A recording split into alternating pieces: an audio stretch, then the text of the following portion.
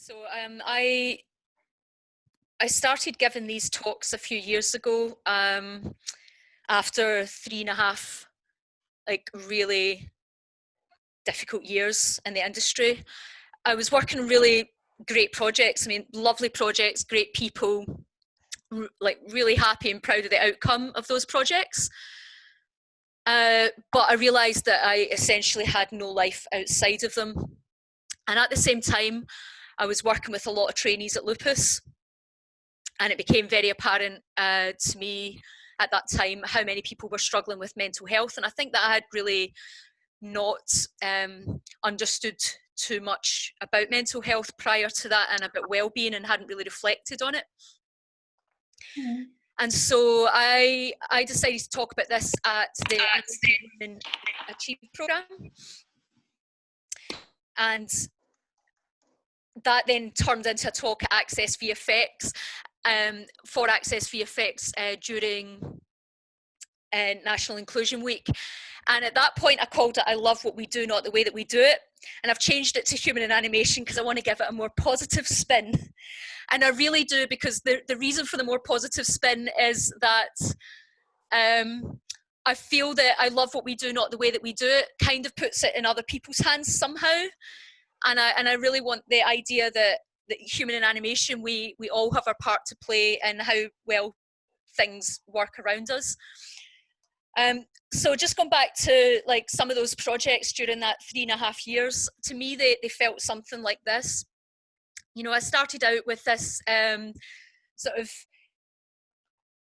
idea that things were going to be lovely and wonderful, and you know, we've got plenty of time and we've got all the people that we need. And then, you know, you start to, the project kicks off and you start to realise maybe this isn't going to be quite as comfortable as we thought. And then it all gets a bit crazy and you start to try and figure out how you're going to squeeze it all in.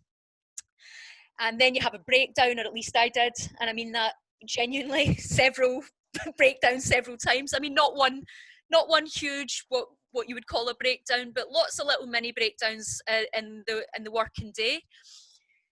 And then eventually, somehow, goodness knows how, we'd find our way through it all, and then by some miracle, it was the project was completed, and we looked back and said, "Oh, that went pretty well, didn't it?" But this was just kind of how things went from project to project.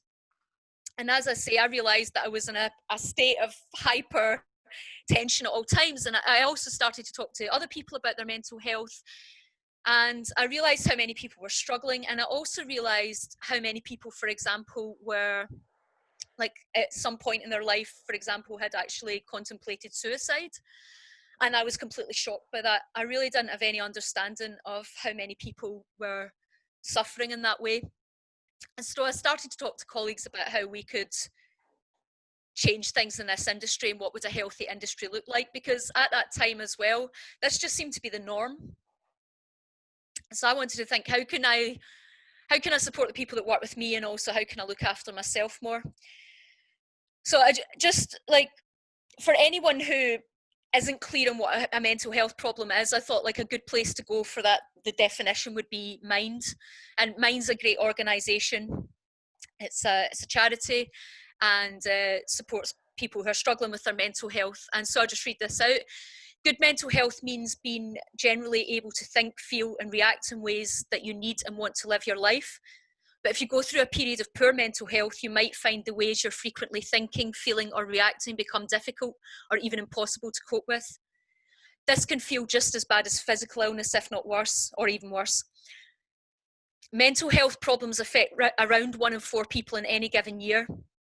They range from common problems such as depression and anxiety to rarer problems such as schizophrenia and bipolar disorder. And there are many what we might call mental health disorders. I'm only going to touch on a couple of these today, and I'm certainly no expert in any of these, and I don't claim to be. I just want to try and open up people's awareness on these topics and think of how this might apply in the workplace, really. 1 in 4, when I was thinking about that, I was working at DNEG at the time that I first wrote that statistic down, and it had like 1,000 people in the building and it had rooms of 10. So I was thinking that that's like more than 2 people in each room might be, you know, are going to struggle in any given year. But these numbers are obviously very generalized, and they only take into account people that have actually spoken up anyway.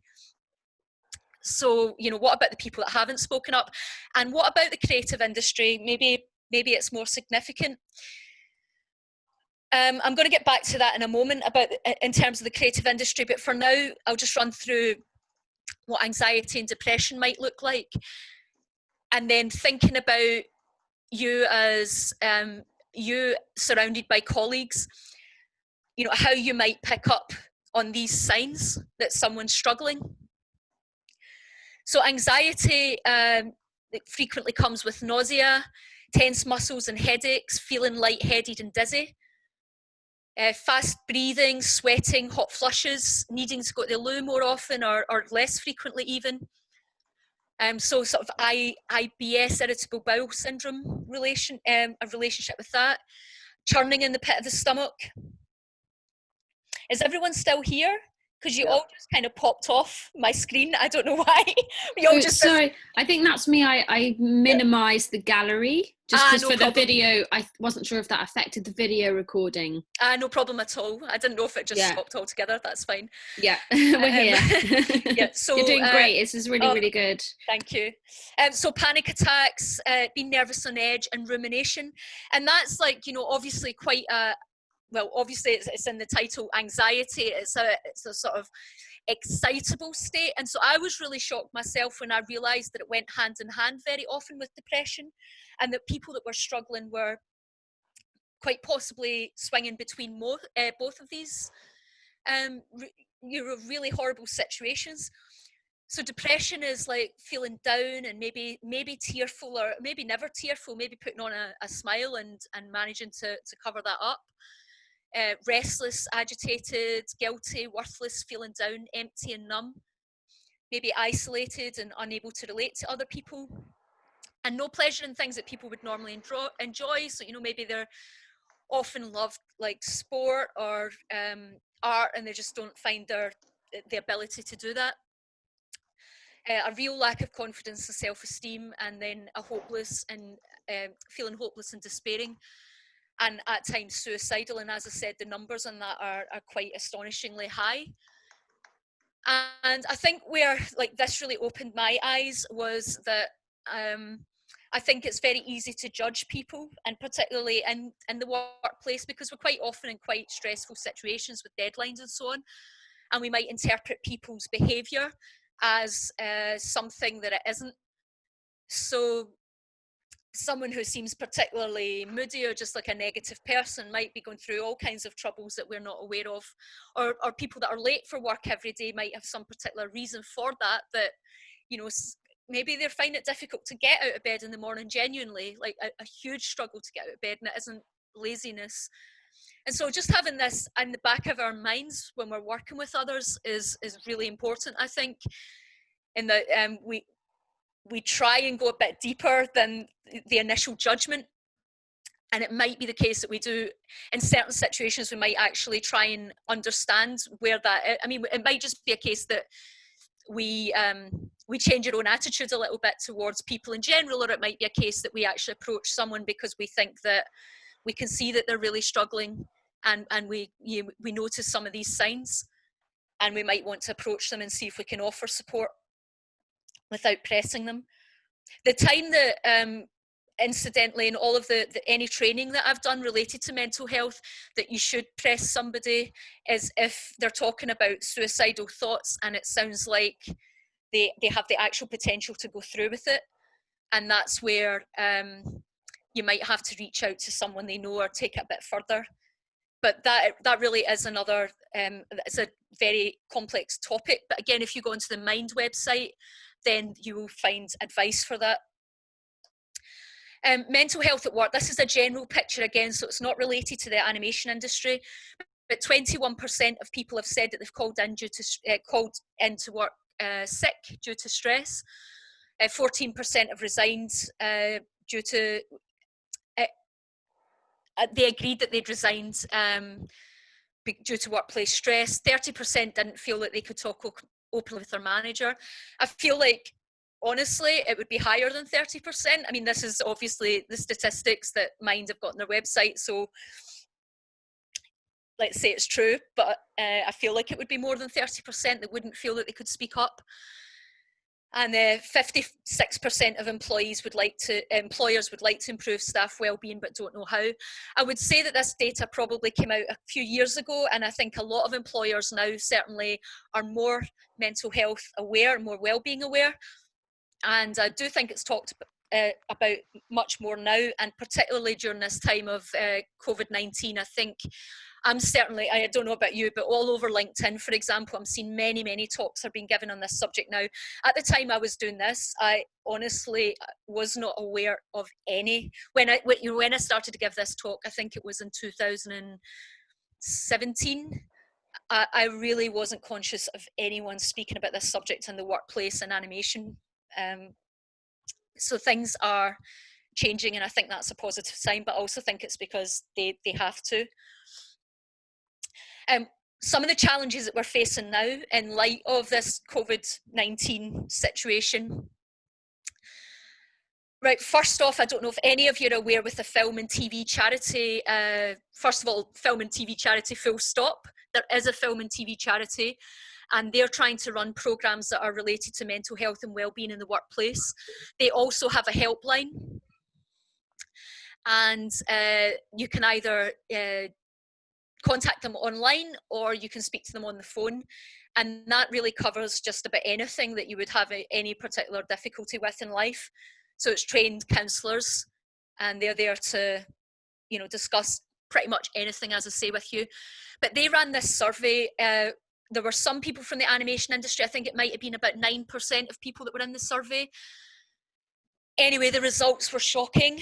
It basically said that it was like 80 or 90% of people in the industry had struggled with their mental health at some point. There were far too many people that were suffering from, you know, had encountered bullying or harassment at some stage. I think around 50% of people had said that they had contemplated suicide at some point, or at least had suicidal thoughts. And there was a significant impact on specific minority groups, such as LGBT community and ethnic minorities. And so I think it's really important for anybody who's a manager in this industry at the moment to open up that document and take a look through it. You can find a PDF online. You just have to Google Film and TV Charity Survey, and you'll see the PDF of that one there. I think it's really, really important that managers are aware of how significant this problem is. It's probably important for everyone, but I do think if you're managing people, it's particularly important. And then obviously we've got a global pandemic going on, which is a bit of a pain in the ass, let's be honest. And it throws, like, on top of everything else, it throws so much uncertainty and insecurity into people's life in an industry that's already quite uncertain and insecure.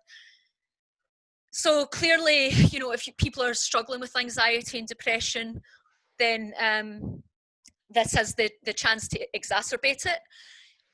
It could have, say, the opposite effect on someone who might absolutely hate the daily commute. And in fact, they might find that their anxiety levels have gone down a little bit in this situation, and maybe they're actually anxious about returning to normal life. But these are all the sort of things that have to be considered. And then there's the personal finances. People, of course, don't know how this is going to hit the industry. Pardon me. And then there's anxiety and fear of the health issues, which are, you know, obviously a huge concern. Like, am I going to be well? Is my family going to stay well? Are my friends going to stay well? And then finally, this working from home.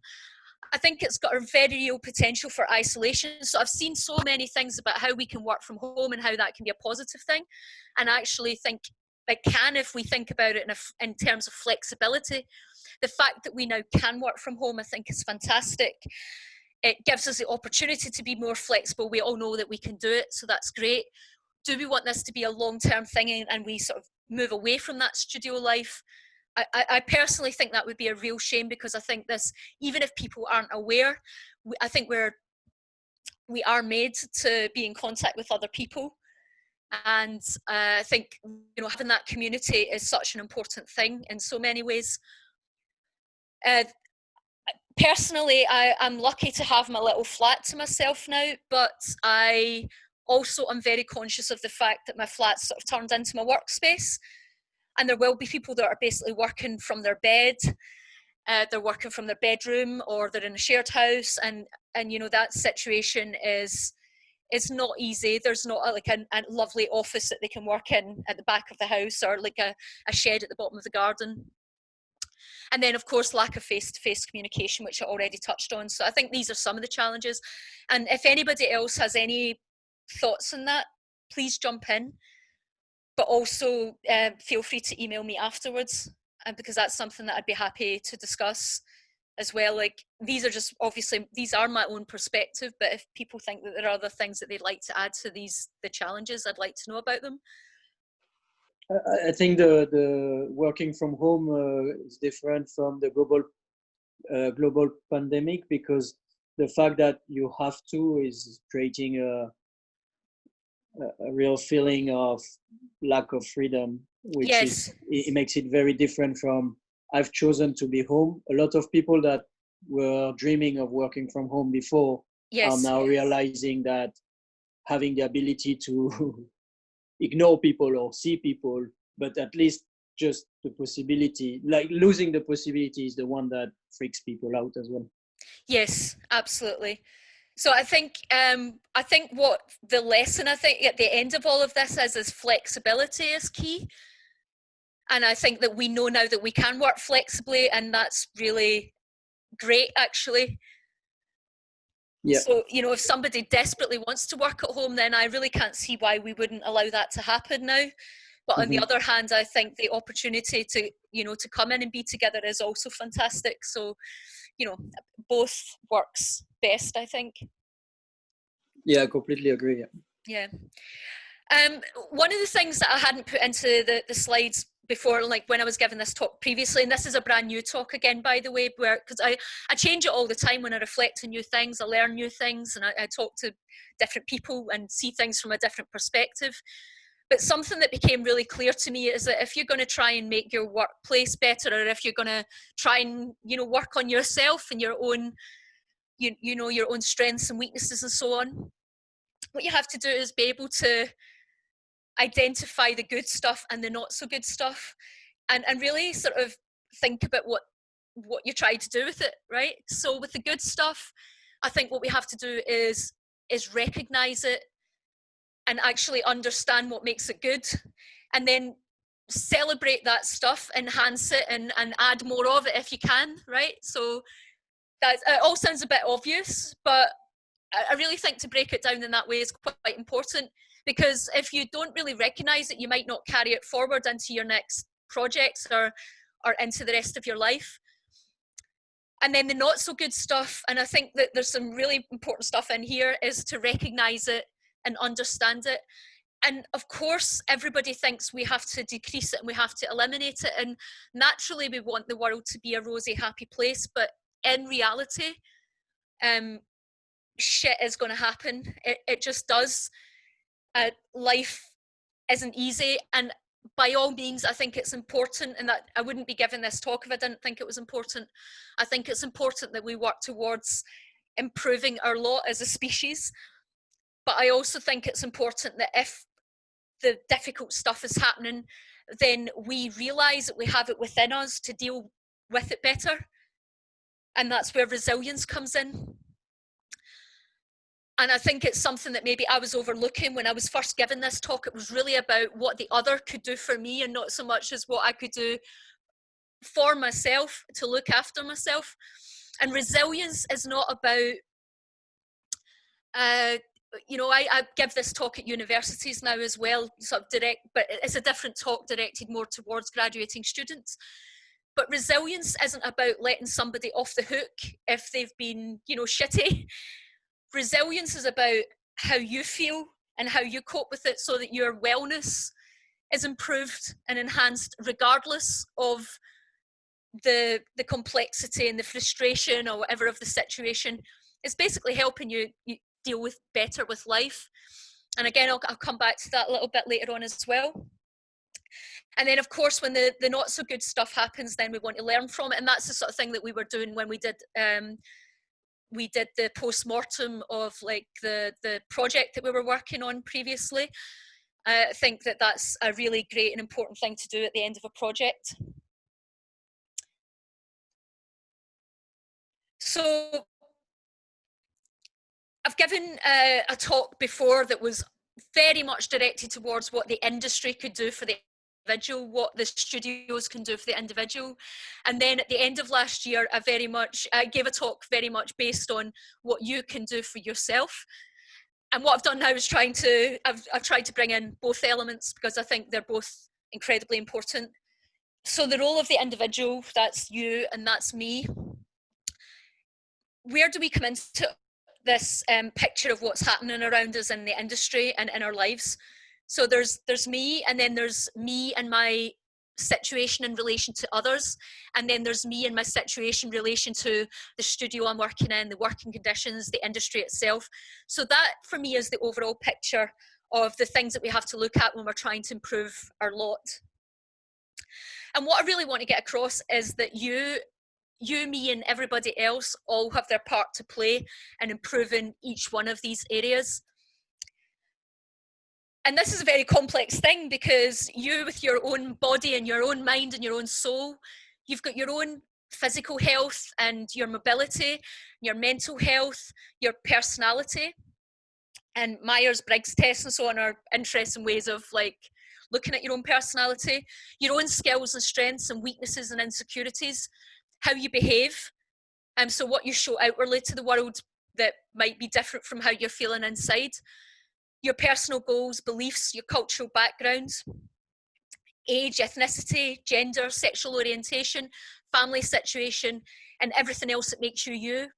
And the reason that I listed all of these things is I really want to help everybody acknowledge that that means that each one of us is coming from a really, really different perspective. So we cannot know and understand everybody's point of view in life, but we can do our utmost to learn. But there's just so much to learn. There's so much complexity, and we all want to be looked after, and we all want to be well, and we all want to support other people. But we come from very, very different places and perspectives in life, and so that makes it tricky. So we're never going to get everything right. And so, given a talk like this, it's not about striving for some kind of perfection in how we deal with each other, because difficult situations arise, and that is part of life, unfortunately. But let's learn to deal with it better. Let's learn to understand others better and to know what to look out for. So, and when we're thinking about others, then and their body and their mind and their soul and all of their stuff that they've gone through in life, we might be encouraging and supporting them. That might be our relationship with them, or we might need them to support us. We might be collaborating, friends, teaching them, in conflict, feeling bullied by them, and so on. So these are all the kind of interactions that we might be having and looking to, thinking about as managers or as people working within an organisation. That's the sort of relationships that we might have.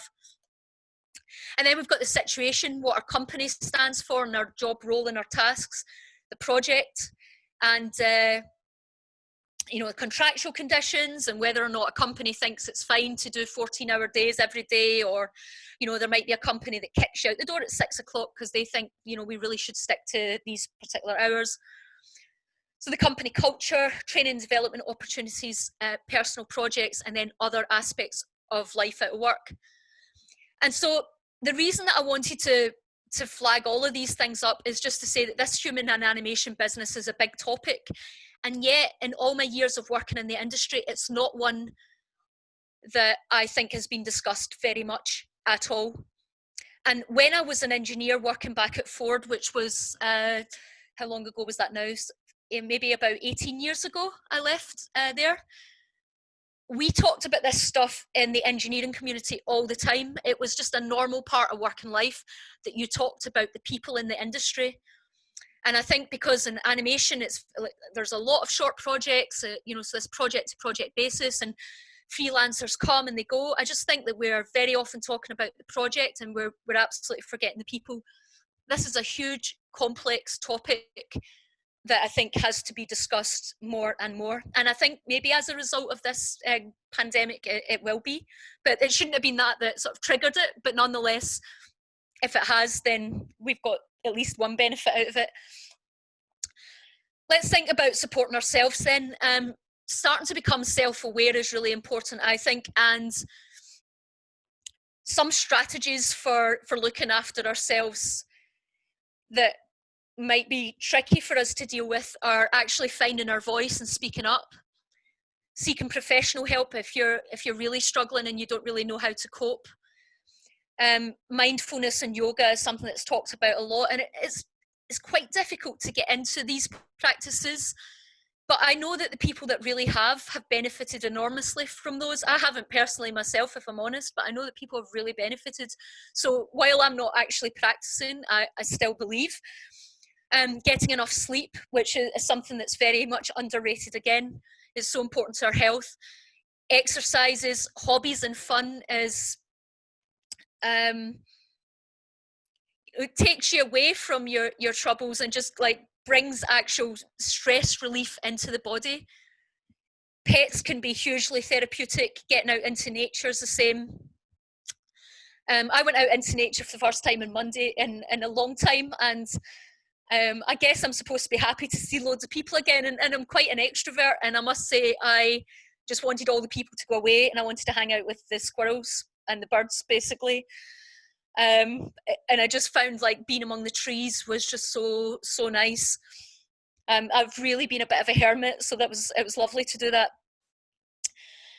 Working on habits that hold you back, of course. It's not just about looking for the positive things to do, but what are the things in your life that might be negative and dragging you down?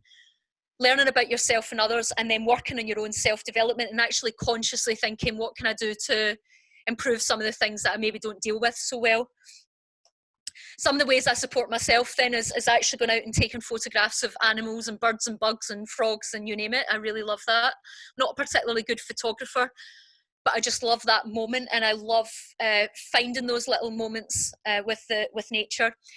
For about 3 years now, I've been writing 3 or 4 positive things to my friend every day, and as well as just reflecting on the nice things that do happen in life and having that sense of appreciation.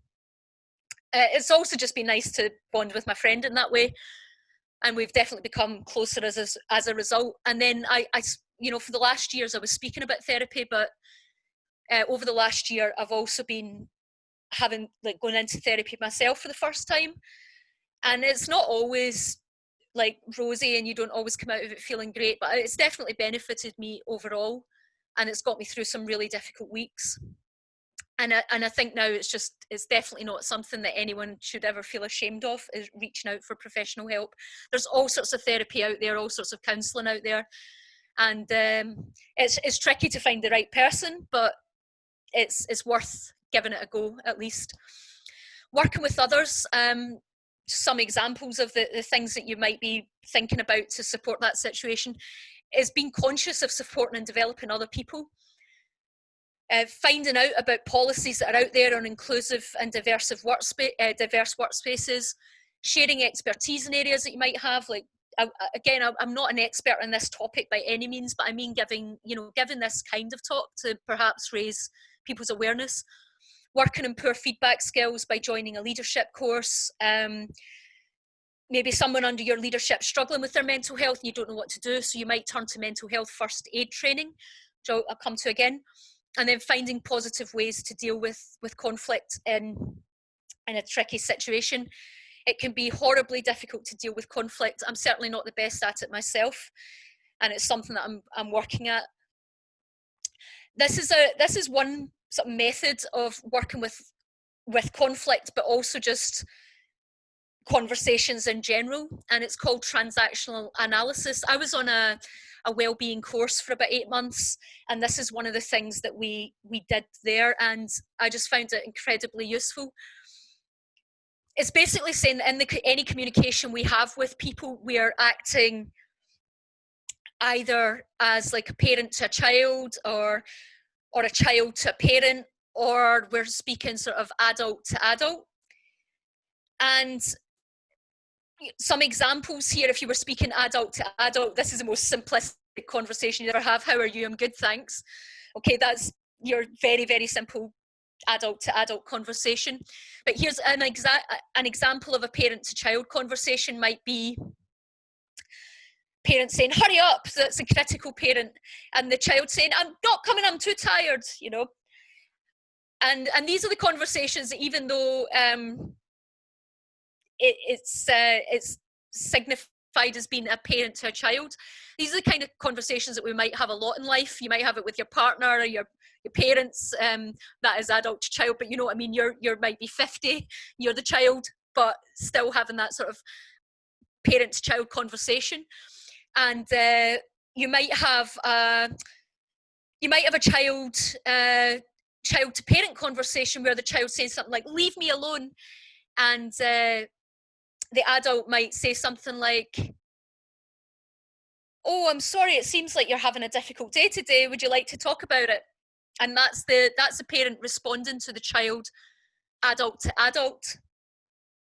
And so it's really thinking about how, if somebody speaks in a way that sounds like it's from a parent to a child or a child to a parent, how that can be turned into an adult to adult conversation.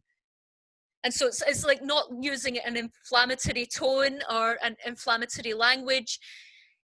It's basically saying, okay, I have been criticised, or I'm feeling like the victim here. So you might be the critical parent, or you might feel like the victim and the child in the situation, and you're being told off. But how can you bring that conversation back to an adult to adult level? And that's what transactional analysis is really all about. Another important thing, I think, for our industry is skill sharing. Somebody once asked me, when did I feel confident? And I never really feel confident. I think it's something that a lot of us battle with all the time. But one of the things that has given me some confidence is sharing my skills. And I think that this builds self-esteem in all of us, but it also helps another individual thrive, and it helps the industry thrive as a whole. And I think as we teach other people, we learn to grow as individuals ourselves. And of course, as well, people recognise that, and it's part of career progression. So why it's thrown in here in a wellbeing and mental health talk, I genuinely think that this does help my well-being, that sense that I'm giving something to others as well. I think and when you actually look at analysis of what improves people's mental health, that sort of sharing with others is an important aspect of improving your overall well-being. Working with the situation, you might have heard about a great course, so maybe you can ask your boss if a few people in the team could be funded to go on it. Now, it might not happen, but being able to speak up and ask these things is just, you know, I think it would be a sort of change in attitude for a lot of people, because I think people really do struggle with things like that because they don't see training around them. But what about giving that a try and discussing with your managers that more training skills might be really useful? Or like a project ran in time and budget, so analyse that and remember everything that was good about it and use that as a strategy for the future. If the last job almost broke you, then, you know, rather than saying, my God, our industry is awful, you know, chat with people and find out which companies treat people well and which ones you might want to work with, and then maybe set some boundaries next time as well.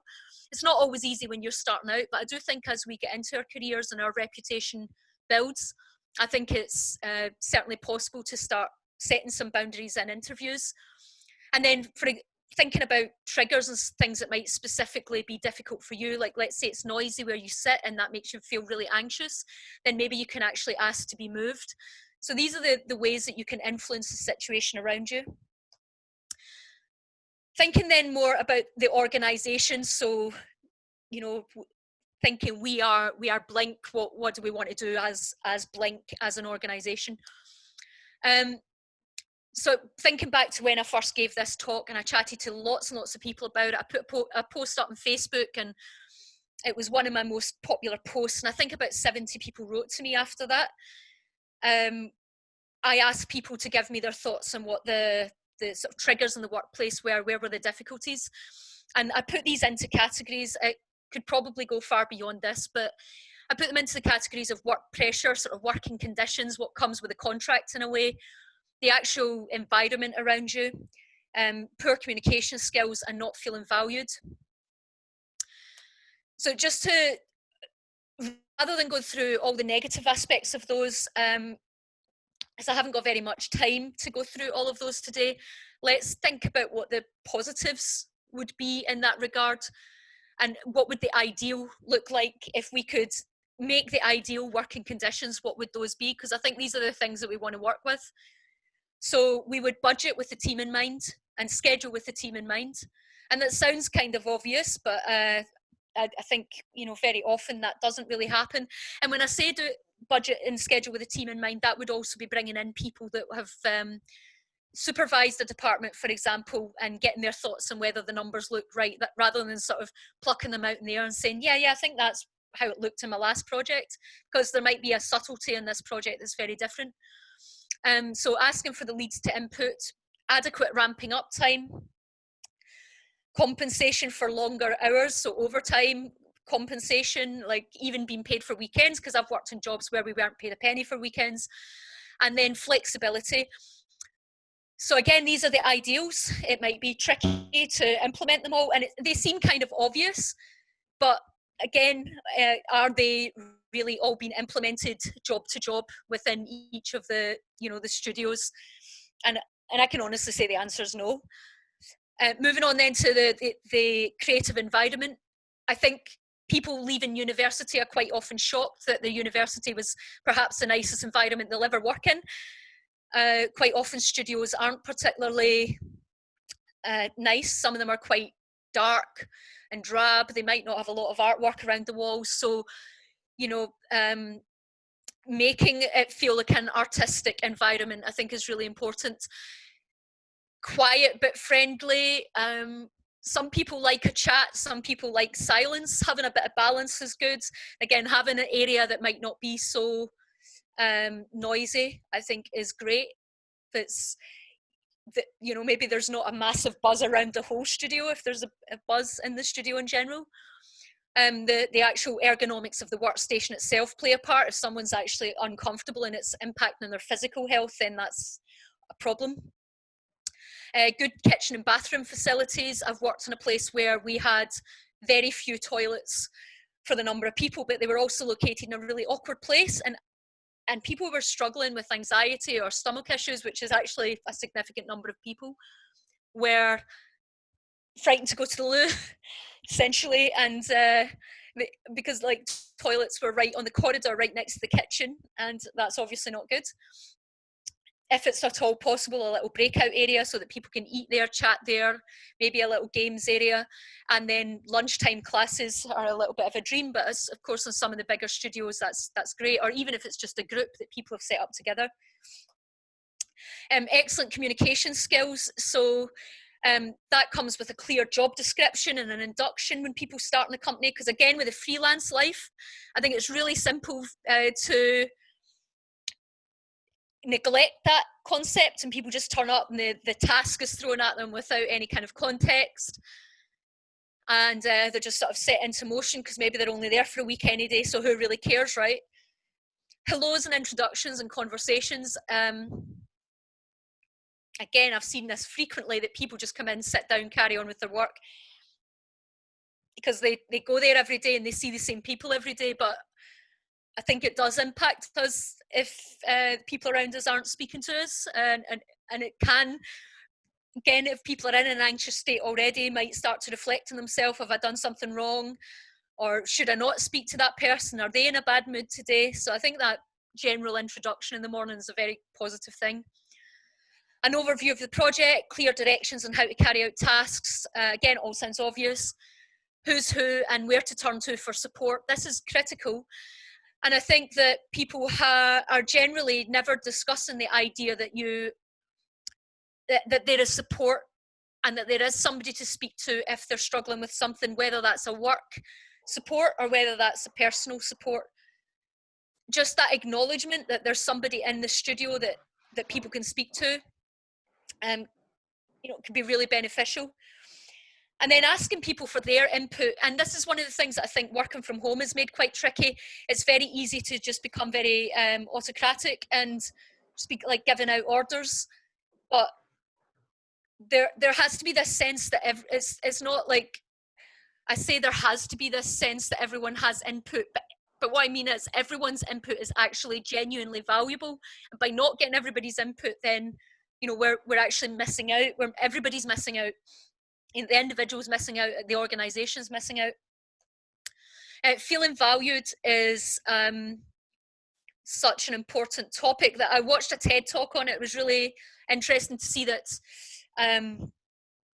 people would rather get critical feedback than be ignored. And when they're ignored, they feel really, really like devalued and useless. And if they're giving critical feedback, they might be a bit annoyed, or they might benefit from it, but at least they've been acknowledged. And I think that's something to look out for, again, as managers, you know, when given feedback, just to remember that. So, you know, ensuring that gratitude is given and that people receive positive feedback as well as negative. One of the jobs that I was on, we were only told when something was wrong. We were never told when anything was right. That people are given training, that definitely shows, you know, you are valued and we like to see you develop and like to support you in your development. Again, they're asked for their input. People are given a share of the tasks, so it's not always the same person getting the good tasks and someone's sitting there with all the monotonous stuff. Equality and respect is a massive topic on its own, which I don't speak about too much here, but obviously that goes into the territory of inclusion, diversity, bullying, harassment, and all of those things. And really the sort of things that require policies within organisations, I feel. And then looking at team bonding activities. What would the next steps be in terms of an organisation? And I think first and foremost is actually acknowledging the importance of wellbeing at work as a topic. It's not only about getting that ad out the door tomorrow, or like, you know, how long do we need to hire this person for? It's really understanding that human in animation is a huge part of everybody's day-to-day job. Learning about mental health and being aware of the signs. Mental health first aid training. So mental health first aid training is a 2-day course at the moment. I think that's it's just not enough. Even like 2 days isn't enough, but it's definitely something. And what it is, it's like physical first aid, in that it's basically someone is trained up to temporarily put a patch over a much bigger problem, but you're able to get the right kind of help, or at least point someone in the direction of the right kind of help. So it might be that somebody comes to you and tells you that they're terribly depressed, and you might ask them, have they contemplated suicide? And if the answer is yes, then you would maybe want to find out if they were thinking about carrying it through. And I know that sounds like a conversation that you wouldn't want to have with people, but actually these are the important questions to ask. And at that point, then you really want to be getting onto the right resources, like contacting the Samaritans helpline, or getting onto mind.org right away, or asking the person if there's someone from the family that you can speak to. So that's really the role of a mental health first aider in an organisation. And I know that Blue Zoo have mental health first aiders now, and Framestore. DNEG's certainly been talking about it for a long time. They have a wellbeing group now that meets, like wellbeing and mental health group, that meet every couple of weeks now. So being able to provide, you know, information and resources, and having those at your fingertips, if somebody did come and said like they didn't know what to do, you might be able to say, well, look, have you taken a look at this website? That might help you, and if not, come back to me. Ensuring people that are informed that they can speak up, and when they do listen, which already might be enough if it's not maybe it's not a huge issue, someone just wants to speak about something that's been on their mind. Some organisations, again, have an employee assistance scheme, and I don't think that they're very expensive. What I've heard, maybe they're about £15 a year for each employee. That might be wrong. I guess they're all different as well. My therapist isn't a fan of them. He thinks that the people who actually work for them are maybe not treated in the best way. So, you know, it's interesting to hear different perspective on that. But basically what they are is a helpline. Again, they would help with things like finance, relationship problems, mental health issues that you might be having. And they usually offer 6 to 8 free counselling sessions. So they can be really, really useful, and they're confidential, but paid for by the workplace. So it's sort of like a human resources department, but not in-house. Generating people policies. So, you know, policies and training that cover mental health, diversity and inclusion, anti-harassment, anti-bullying, etc.